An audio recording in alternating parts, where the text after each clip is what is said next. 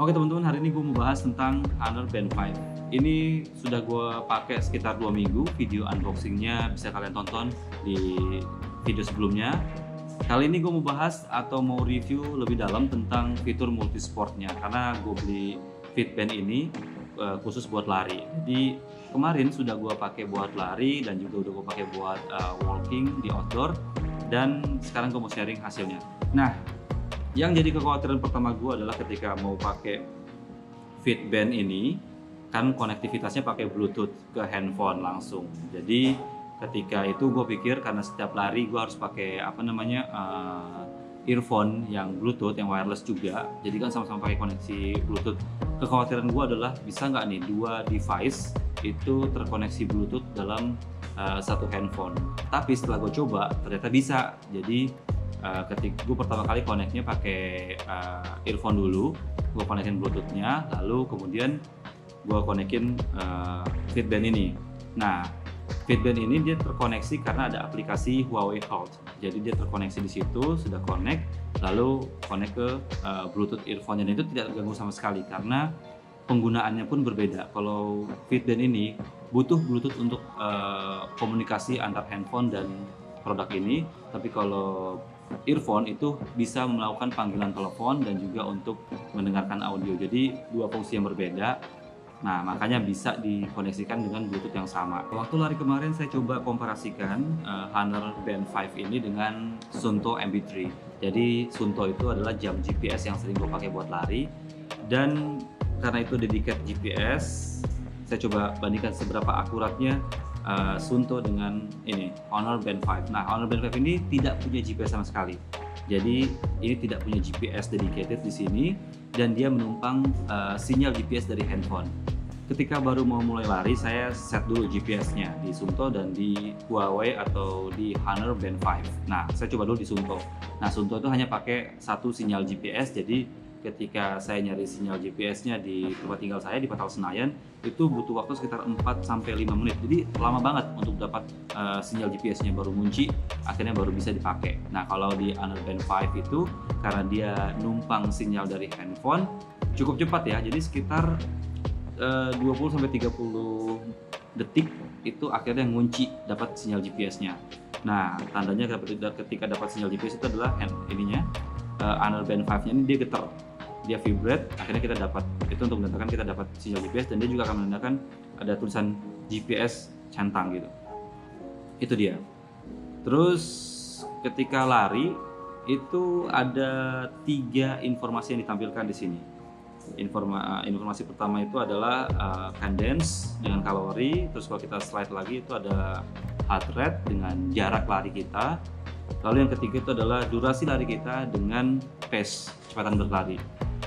Nah, fitur yang ditampilkan di Honor Band 5 ini cukup lengkap dan seperti fitur yang ada di jam-jam smartwatch yang sekarang yang cukup mahal, kayak Ambit 5, ada Suunto 5, ada Suunto 9, ada juga di Garmin Forerunner, ada juga di Garmin Fenix. Itu semua cukup lengkap dan saya bisa dapatkan di Honor Fitband ini yang harganya cuma Rp359.000 kalau saya beli kemarin di Tokopedia.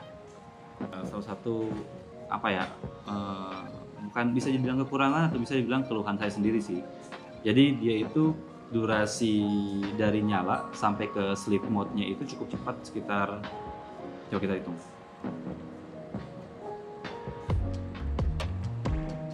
Nah, sekitar 5 detik dia langsung mati lagi. Jadi harus tangan dinaikin atau diputar baru dia nyala lagi. Jadi saya coba cari fitur sleep mode-nya di sini atau bahkan di aplikasi Huawei Health-nya itu saya belum nemu.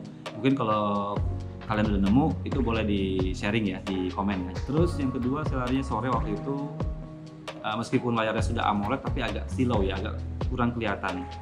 Itu mungkin karena saya juga pakai GoPro waktu itu ngelihatnya, tapi ketika ngeliat segini juga masih cukup jelas, tapi tidak sejelas kalau kita lihat pakai handphone. Itu untuk layarnya. Dan ketika berlari pun dia ketika kamu angkat tangan atau putar pergelangan tangan untuk melihat, dia akan selalu berganti-ganti. Ini ada yang suka, ada yang juga enggak. Kalau saya ketika lari, saya suka selalu melihat pace atau kecepatan lari saya. Jadi harus mantengin terus kecepatan lari apakah kecepatan atau enggak. Jadi berganti-ganti terus, yang itu nggak bisa dipantengin. Jadi saya belum nemu juga gimana caranya buat mantengin itu. Terus itu satu, kedua yang nggak bisa di sleep mode. Terus saya juga belum nemu satu lagi fitur, yaitu auto pause. Kalau misalnya di Suunto, di Garmin, terus di aplikasi sendiri, di aplikasi handphone kayak Nike Run Club, terus ada Strava dan lain-lain, itu dia punya fitur auto pause. Jadi ketika kita lari dan kita berhenti sejenak untuk minum atau apa, dia akan menghentikan durasi lari kita di pause. Nah, kalau di sini saya nggak nemu apakah dia otomatis pause tanpa perlu di set atau enggak, atau dia ngitung terus. Nah, itu saya nggak tahu, itu saya belum nemu caranya. Itu dia. Terus yang lain adalah ketika pas lari itu di beberapa sudut, saya larinya di Pasar Senayan, saya putar di sekitar sampai ke GBK Arena, itu ada beberapa sudut akhirnya sinyalnya sempat hilang. Makanya ketika lari itu ada selisih yang cukup besar dari Suunto MB3 dengan dengan Honor Band 5 ini. Jadi sinyalnya ternyata sempat putus. Itu salah satu keluhan ya pakai ini, namanya juga Fitband murah dan juga nggak punya dedicated GPS. Makanya itu adalah konsekuensi yang harus diterima kalau pakai Fitband yang tidak ada dedicated GPS-nya. Oh iya, satu lagi. Jadi ketika saya lari pakai ini cukup bagus untuk mengingatkan kita kalau heart rate kita udah ngelewatin batas atau enggak. Jadi ketika saya lari kemarin 3 kali saya diperingati kalau heart rate saya atau detak jantung saya itu udah ngelewatin batas. Jadi batas heart rate saya itu adalah 185 BPM atau beat per minute. Nah, kalau kamu mau ngitungnya itu jadi 220 BPM itu kamu kurangin dengan jumlah umurmu. Nah, kalau saya dapat angka 185 BPM. Nah, kalau lebih dari itu agak berbahaya untuk saya bisa terkena serangan jantung. Dia akan getar terus kalau sudah ngelewatin BPM itu. Tapi dia tidak menghentikan aplikasinya, jadi aplikasi tetap nyala, fiturnya tetap nyala, cuma dia selalu nge-warning aja. Oke, sekarang kita bahas tentang aplikasinya ya. Jadi setelah selesai lari, end session, langsung aplikasi harusnya masuk ke Huawei Health. Kalau mau lihat hasilnya itu setelah lari, kamu masuk ke Huawei Health, lalu kamu klik yang ini tulisannya Health. Nah, di sini ada datanya, informasinya. Ini ada peta yang saya lari kemarin. Kamu pencet di sini. Nah, ini adalah history olahragamu kemarin-kemarin. Nah, waktu sebelum saya update Huawei Health ini aplikasinya, dia setelah end session itu langsung masuk datanya. Cuma setelah diupdate, ketika saya lari dan ketika saya walking kemarin itu agak lama, jadi sekitar hampir 5 menit baru datanya masuk ke aplikasi ini. Sementara heart rate-nya itu langsung masuk.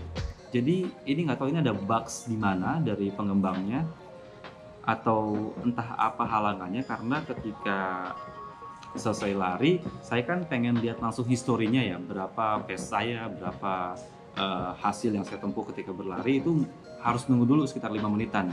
Sementara heart rate-nya udah masuk. Ini yang agak ganggu sih sebenarnya. Sementara kalau kita pakai Suunto itu langsung kelihatan, kalau kita pakai Garmin itu langsung kelihatan. Nah, di sini ketika sudah selesai end session dan ketika sudah balik ke menu utama, itu tidak bisa lihat lagi histori lari kita, harus lihat dari aplikasi. Oke, kita langsung bahas tentang hasil larinya. Ini dia. Kita pindahkan kameranya ya biar lebih jelas ya. Oke, sekarang kita lihat ya hasilnya kemarin. Nah, ini kita masuk ke menu utama, lalu pencet di hold di halaman utamanya. Ini ada fitur exercise record. Kita klik. Nah, ini adalah recordnya, record lari saya. Ini kemarin selama bulan April saya ada 4 kali exercise, ada 3 kali outdoor walking dan 1 kali outdoor run. Kita langsung lihat yang kemarin. Nah, ini adalah tampilan pertama ketika pencet historinya.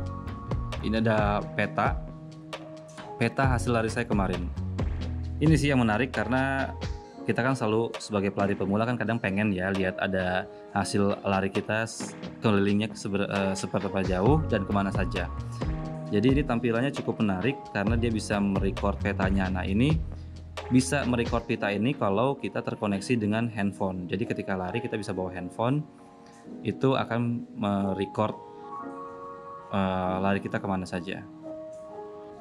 Terus di tab kedua itu ada pace. Nah ini dia pace-nya, karena lari saya cuma 2 kilo kurang dan larinya ngawur karena sambil bikin video ini, jadi ya seperti inilah. Ini pace-nya, pace kilometer pertama 12 km per menit. Terus ini pace yang keduanya adalah 10 km per menit. Lambat banget sih. Oke. Terus yang ketiga, nah ini yang saya paling suka nih, ada chartnya. Ini chartnya cukup komplit dan merasa kita tuh meskipun sebagai pelari biasa, pelari hobi, kita merasa seperti diperlakukan seperti atlet karena chartnya komplit banget. Nih, ini yang bikin saya suka Huawei Honor Band 5 ini dibandingkan dibandingkan Xiaomi. Karena kalau saya lihat dari video review orang yang Xiaomi itu nggak selengkap ini. Oke, kita bahas ya. Nah, di sini ini ada heart rate-nya. Di sini ada grafiknya, mulai dari saya pertama lari, heart rate saya sekitar 97, terus naik ke, nah ini dia. Heart rate saya dari awal dari 97, terus naik di sekitar 169, terus turun lagi 148, terus naik lagi 178, turun lagi di 122. Terus naik lagi di 159 sampai di puncaknya itu di 189. Ini ketika sudah ngelewatin batas maksimal heart rate saya yang 185, ini akan getar terus. Oke, itu dia heart rate. Nah, ini dia hasil kalkulasinya. Jadi saya dalam kondisi ekstrim atau dalam kondisi heart rate saya berdetak kencang itu sekitar 14 menit. Lalu kondisi anaerobik itu sekitar 10 menit. Kondisi aerobiknya sekitar 3 menit dan fat burningnya 1 menit, warm upnya minus 1 menit. Nah ini berarti lari saya jelek karena fat burningnya itu justru cuma 1 menit, padahal saya menghabiskan waktu sekitar 30 menit untuk lari.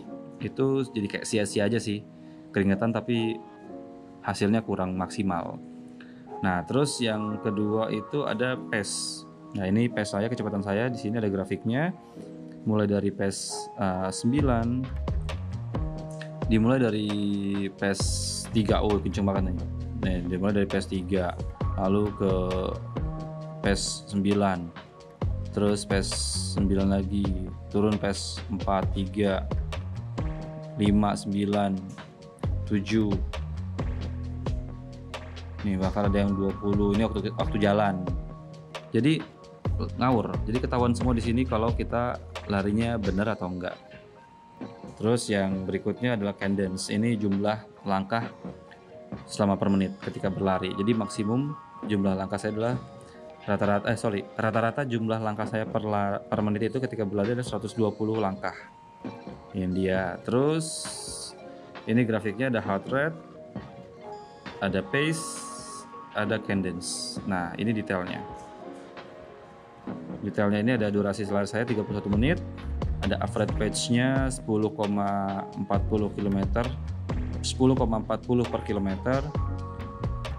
Average cadence-nya 120 steps per menit. Ada steps-nya, jumlah langkah saya ini sekitar 3.800 selama melakukan exercise ini. Terus kalori yang terbakar 224 kalori. Ini beda-beda tergantung berat badan kita sendiri yang kita input ke aplikasi ini. Nah ini average speed-nya sekitar 5, average stride-nya 78, terus ini average heart rate. Jadi rata-rata heart rate saya ketika lari kemarin 162. Ini untuk outdoor run. Nah sama ketika kita juga outdoor walking, sama dia akan menampilkan informasi yang sama. Oke, ini untuk fitur multisportnya. Sekarang gue mau bahas fitur yang lain yang selalu gue pakai selama bulan April ini ketika beli, itu adalah ini. Nah ini dia fitur buat tidur, sleep monitor. Nah di sleep monitor ini cukup menarik karena dia juga menampilkan data yang cukup lengkap dan bikin kita merasa kayak konsultasi dengan dokter pribadi tapi versi digital. Kita lihat ya, sleepnya, kita langsung masuk. Nah ini hasil tidur saya selama hari ini. Nih, dia mencatatkan waktu tidur saya 3 jam 35 menit. Terus ada deep sleep, dia juga memonitor sampai ke light sleep, REM, dan ketika bangun. Nah skornya 69 poin, saya juga kurang ngerti itu skornya buat apa. Nah ini saya tidur kemarin sekitar jam 11, hampir jam 12 malam, terus bangun tadi jam 3.15. Ini tepat banget sih, dia nyatet saya bangun jam 3.15 ini akurat banget karena memang betul saya pasang alarm jam 3.15 dan saya juga bangun jam segitu. Nah, ini dia membahas night sleep saya rendah, deep sleep-nya sekitar 38% normal, light sleep-nya 34% normal, REM sleep-nya 28%, terus continuity-nya 95% normal, awake point normal, breathing quality normal. Ini untuk hasil tidur saya hari ini. Saya pengen lihat hasil tidur saya yang kemarin tanggal 21 nih. Saya tidur sekitar 6 jam 8 menit. Di sini dia mencatatkan 75 poin. Night sleep saya 6 jam, deep sleep saya 21%. Ini lebih rendah dibandingkan deep sleep saya yang hari ini, sekitar 38%.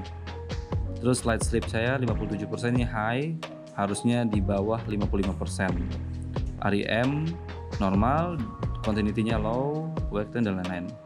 Jadi kualitas tidur saya di deep sleep-nya cukup bagus, tapi di REM-nya, di light sleep-nya kurang bagus. Oke, jadi kesimpulannya Fitband Honor Band 5 ini bisa jadi salah satu referensi kalian kalau mau beli Fitband yang murah tapi juga punya kualitas yang bagus dengan ditunjang aplikasi yang cukup detail dan lengkap, karena ini Huawei jadi dia juga cukup concern dengan itu. Jadi daripada beli Garmin langsung atau langsung beli Suunto yang harganya bisa di atas 3 juta, 5 juta, kalian bisa coba dulu untuk pakai ini Honor Band 5. Oke, itu dia review saya tentang Honor Band 5 kalau dipakai buat olahraga. Semoga video ini cukup memberikan referensi buat kalian ya. Dan kalau ada pertanyaan bisa share di komen. Terima kasih sudah nonton dan sampai ketemu di video berikutnya.